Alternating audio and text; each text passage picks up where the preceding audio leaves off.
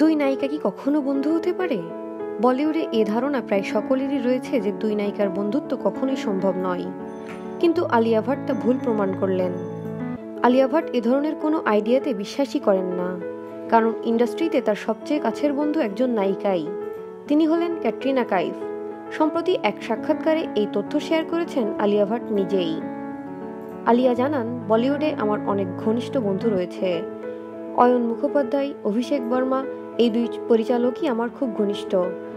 কারণ জোহর তো আমার বাবার মতোই, তবে তারা ছাড়াও ক্যাটরিনাও আমার খুব ভালো বন্ধু।